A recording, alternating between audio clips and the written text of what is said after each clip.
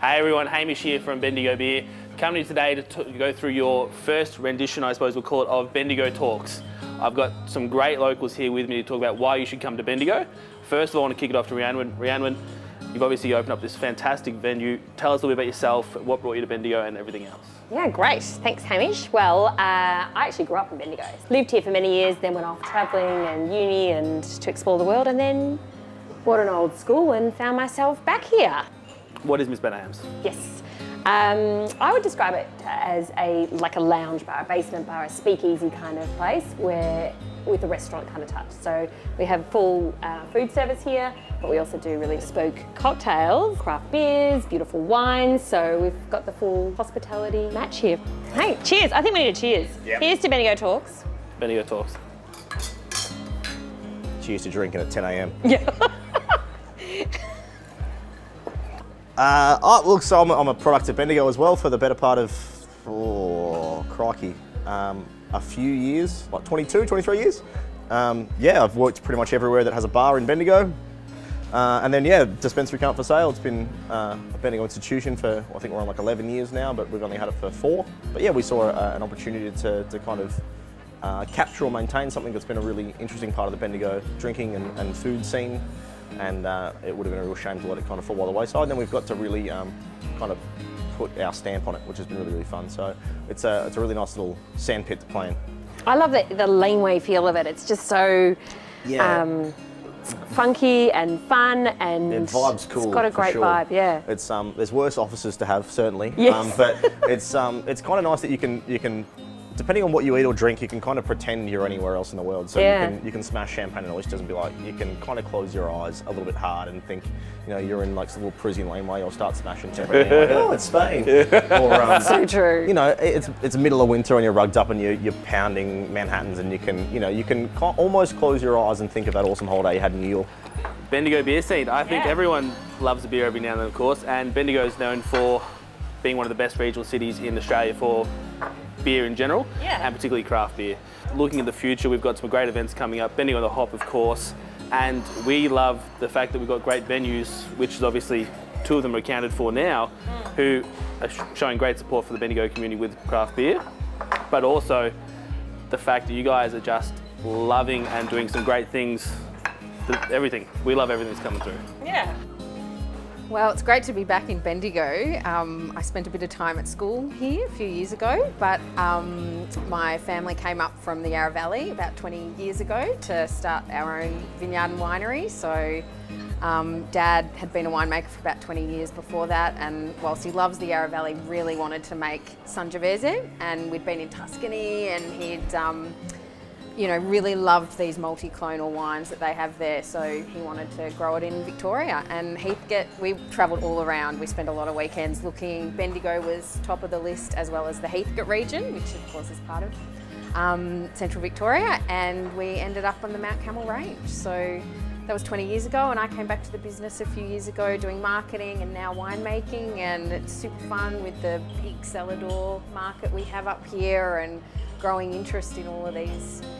You know, Shiraz obviously in Bendigo and Heathcote being super popular, but now we've got a lot of different styles of Shiraz, so a lot of Shiraz Viognier, a lot of GSM blends, that kind of thing, but also the rise of the new wave of Mediterranean varieties. So Sangiovese is probably the highest profile Italian one, but also some Nero d'Avola and also Spanish Tempranillo and a few other bits and pieces. So it's pretty fun winemaking and drinking existence, fish. So do you stamp the grapes? Because everyone wants to know. Yeah. Do you get in there and squash them with your feet?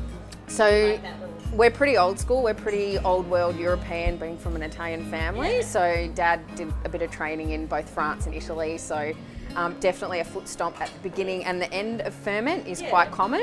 At the beginning, we have our vats on cold soak, so on cooling. You get in there and it's an ice bath. It is so cold, and then you've got some warm parts where it started to ferment, and it's really, really fun. Great workout. Don't need to go to the gym at that time. And then you do it also at the end of the ferment. So you're just looking at all these different techniques of how are you working those fermenting skids in the juice. So it's super fun. It's a fun aspect of having Bendigo in the middle of a production region of whatever it is. We're lucky that it's stunning wine. It's really cool that you can, education goes beyond us in a venue going, oh, look, if you want, here, have drinks and Sangiovese, it's an Italian varietal, blah, blah, blah. You know, rip it through your face, it's really tasty. You can take it one step and go, oh, I really like this. I'm like, great, well, here's Madeline's number, go call her and you can go out there and have a gander. And they can really, it's a really nice feeling that there's that level of camaraderie amongst relationships with producers and reps and stuff locally, as well as further afield and stuff. But it's really cool that you can send them out there and be like, oh, look, you want to go check it out? Cool. The cellar doors open on Tuesday, get lunch or whatever day, nip out, have a gander, and you can really immerse yourself in it and not talk to like someone who's paid to sell a product, but someone who's passionate about it is also a really, I feel a much better consumer experience. If you're trying to excite people about food and drink, you know, send them to, as much as chefs and waiters and stuff are really fun, but we're like the pointy end of it where it gets a bit shiny. Yeah, people want to touch it and feel it and experience exactly. it, and that's what... Go to the farmers that's growing the pigs, or, yeah. or go mushrooming and you know, or go to whatever it is, and or go to the winery, or go to the brewery, or go to the distillery and go, you know, slap your face against the tank and go, woo, and see how it's made. Yeah. But that's what we hear time and time again. People will be at our place on a Saturday afternoon, and about 3 different groups are going to your place on a Saturday night. So everyone becomes friends. Yeah. It's small, it's intimate, but you get to meet the winemaker, you meet the family, the wine dog, you know, that essential part of any business. Every good winery has a wine dog. Yeah, and it's just great fun. It is a small community, but a really supportive one. So and the thing that we had access to always, well, at least the hospitality community, because we go to tastings and we get all this awesome stuff. We're like, oh, this is that's the funnest days out for new staff. That's how you entice them into your business. Is like, yeah, we can go, we do field trips, we'll do this, or we've got this person coming in next week. The fact that now there's this, well, not dramatic shift, but a fairly conscientious shift towards exposing your end consumer to that as well is really, really cool. So you do like meet the winer, or we meet the brewer, meet the distiller days. And I think they're really positive for changing that mentality of don't drink as much as you can, although I'm still a pretty big fan of that, but drink better. Like drink, you know, don't drink swill made by a foreign-owned company. That's something Bendigo Beer stands for in a big way. And it's nice to know where your dollars go. So when when I come in here and spend money here, I know what goes to you. When I buy wine for my business, I know what goes to you. And it's really cool to know that. And I like the idea that we're in our own little, you know, like a Bendigo bubble. Everything's so close. You can get great wine close by, awesome beer. You know, we've got great food and beverage facilities here, and great suppliers. Like our farmers are close by with our food, you know, with our meats and amazing farmers markets. Yeah, so you kind of have everything, and it's so close. So you can actually, like you said, Sam, just take a day trip and experience it. I think that's where I see a lot of the time people that haven't come to Bendigo for quite some time or don't get up here often. The biggest thing they're starting to say is how cool and how much it's changing in Bendigo, because we do get that aspect. We can go out to wineries, do these fun things. And it used to be the fact that it wasn't necessarily some of the venues they want to go to, but now there are so many great venues who offer education, great quality produce, everything else in between. Bendigo is no longer, hey, come just do this one thing. Come to the pub. Come here, spend a weekend, and you will love it. Like we're like unless you're a standalone, and I mean like a top-notch stunning restaurant that you've dumped in the middle of the wilderness with like a crazy good chef and team and everything's amazing, you're like, ooh, a destination venue. We're going to be working in collaboration with other cultural offerings in town. So things like having an amazing art gallery, having a really good tourism and council team that are already working on other aspects to bring people to Bendigo, so you've got a reason to spend, you know, what else are you going to do between meals? What's your go-to destination? Look, art gallery's got to be number one. I've been a big fan of that since I was an art student. It's a really cool, it's gold coin donation to roll through the joint, and you've got like a nationally accredited art gallery that's really well curated. And even better than that, if we do get exhibits that are, you know, Marilyn or Grace Kelly or Maramika or whatever it is. So why wouldn't you go and check it out? And it's really great that it brings this culturally interested group to Bendigo. So people like, for Marilyn, we had people like that flew from San Francisco. It was huge, wasn't it? Yeah, it was nuts. Big. So we had international guests in our town of 120,000 people because they're like, this came on. So that's where it really works for us to our advantage, that we can start really pushing our envelope a bit of what we're offering. We don't have to keep it, simple's the wrong word, but tame. We can kind of branch out and throw some bit of weight around and do some cool stuff. So where do you send people, Maddie? Where do you send them to? What's your go-to destination? So in Heathcote, you know, we've got all the sites in Heathcote, you know, great range of bars, breweries, a lot of events every weekend with people having bands and different events, so that's super fun. Beautiful walking trails. Yeah, so it's a beautiful town, especially in winter, like when we've had a lot of rain that we've had this year, it's really lovely.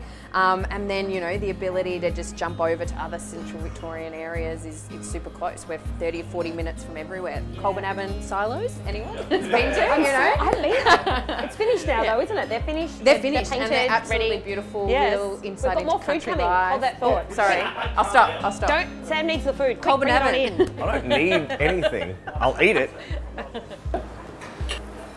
Rhi, we've just had this come out. Can you tell me a little bit more about it? We've got our chicken Valentine here with our Brussels sprouts and our celery puree. And if that's sounding tongue twisted, it's because I've drank too much of Maddie's wine now. Sorry. One of the things I'm loving at the moment is with Heathcote in particular, some of the cool stuff that's coming out of it. I, of course, love the brewery aspect in particular. Tell me a little bit more about what's going on in Heathcote at the moment and how you see that area developing. Heathcote's like a different place from what it was 20 years ago. There's a lot of people have moved up to the area. You know, we're only an hour and a half from Melbourne, direct on the highway, so it's getting really, really busy, especially on weekends. 2 new breweries in the last like 3 to 4 years. So the guys at Carnella Brewery, next with Shiraz Republic, have a great setup there and is doing some really cool, interesting stuff. And then we've also had Palling Brothers open up in town a couple of years ago. So they're great supporters of the wine industry, but great, you know, you learn to appreciate beer when you start working in a winery, as is what happened with me. So yeah, it's great to have those facilities for the winemakers, but also for all our tourists and visitors as well. So Tuberec south part of Heathcote and has some really, really great wineries, really great brewery and pub as well. Great on a weekend night. Yeah, so very famous for their pies these days. Very famous for their pies. I may have had one for dinner last night, one of the rabbit pies. Yeah. I love that beautiful sweet. Their pies are phenomenal. Again, you know, you talk about beer is essential for winemakers, especially during vintage. I think the pies are as well. However, with Saladors, you know, we're just having such a great time.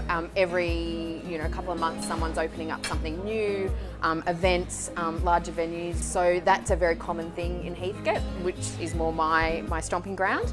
And, you know, everyone's doing something different. I think we're offering different types of experiences. Our tasting has always been a very Italian seated, with cheese and meat and antipasti, that kind of thing. You know, this informal but really, really fun atmosphere. I know it's what you guys do so well.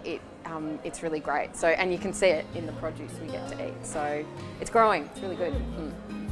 I suppose with you guys, how are you finding the development? Obviously the bar, something like that, obviously you have one of the newest venues in town and one of my favourites, of course. How are you guys finding it? What's going on? I think for us, I mean, like you said, we're new on the scene, but I think, as Maddie said, like you've seen the transition with Bendigo and with Heathcote with Bendigo. So I think there's lots of different options cropping up now, and I think that actually makes us stronger by having lots of different venues and who all have, and I think we're very good at this in Bendigo, in having a venue that has a really unique selling point.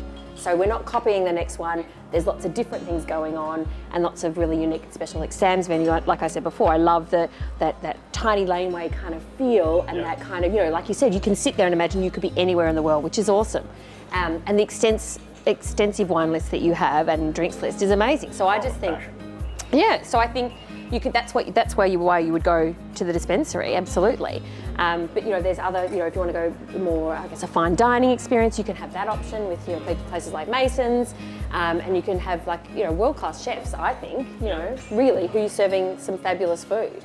And then you can go, you know, the art gallery across the road. Like there's so, you know, they've got a cafe, so you can just have your coffee and potter around and look at art all afternoon. So I think there's so many, everyone's doing something great and they're doing what they do really well. And I think that's what we do well in Bendigo. But I think what happens with a broad offering of really good quality, we can all kind of refine our offering to what we want to do. So it's one of those like where you have to do a breakfast, lunch and dinner service. So you're a cafe in the morning, then like, you know, like this weird sandwich bar in the afternoon and then a dinner thing at night. You're like, no. There's other people, there's people out there doing it really well, so you can focus on what you really like to do. Yeah. So I'm like, I think it's really well. It's things like, you know, we've got designated bars, like, well, bars, bars and lounge eateries. We've got bars, restaurants, wine focus, food focus venues. There's offerings there that it's really, what do you want to do? You don't go, I'm going to go there. You think, where am I going to book tonight? I feel like doing this tonight. There's a venue for it, rather than I'm going to go to that venue just because it's one of the only two that do it. But then you take like a customer experience from like, you came to my venue, I fed you food, and everything was 10 points. You know, drinks, food, service, everything. Hang on a tick. We're having a little Bendigo proud moment. We are, for sure. But there's nothing better than making them go, oh, I'm like, what are you guys doing? It's first sitting there, finished at 8:30. I'm like, no one goes home at 8:30. No one cool anyway. So like, you're like, what are you doing next? They're like, oh, we don't know. I'm like, oh, great. Well, there's these bar offerings for you to go hit up next. So go get a Manhattan at Batterham's, or go nip around up to Winebank and get a bottle of wine, or go anywhere great. Nimbus, there's heaps anywhere that's open. But you just go, all right, great. But you ask them, what do you want to do? And they're like, oh, to drink wine. I'm like, Winebank works for that. Nip up, get a cheese board, and have a bottle of wine sit at the front. Do you want to smash beers? Go to out the back of Handlebar, listen to some tunes. You know, a local DJ Tonky might be playing, and you can smash a couple of pints. You know, what do you want to do? And you can tailor it and send them there, knowing that they're going to have a really good experience. And you just, all you've done is elevated a customer's, or not a customer, a guest in our town's experience with 10 seconds. And sharing a little bit of your story and your what's passion cool. for This is it. cool. That's it. And then they take it back and they're talking to their friends about it and have a great, and you know, like you said, we're all Bendigo proud and Heathcote proud, and so you know, I want guests, and no doubt, you know, we all do. Want to come back? Walk away. Well, we want them to come back, yeah. but we want to, we want them to enjoy our city like we enjoy it. So that was it. We wouldn't be here if we didn't love it. But guys, that has been fantastic. We've talked about a lot of different things. Wrapping this up. Look, I'm going to wrap it up officially. I know we're going to keep drinking. Just started. Yeah, we're going to keep drinking. We're going to keep eating. We're going to keep having some fun. But this will be the end of the Bendigo Talks, the first edition. There'll be many more to come. Thank you so much for you guys for joining us today. Thanks, of course, to Council and everyone for putting this video on. Guys, come to Bendigo. It is fantastic. The reason we're here is because it is so freaking awesome. Otherwise, we'd be somewhere else. Finish it off. Oh, no, we have to cheers. Oh, if I have to, yeah. Perfect. This is the Italian. Yeah. Cheers, guys. Salute. See you guys.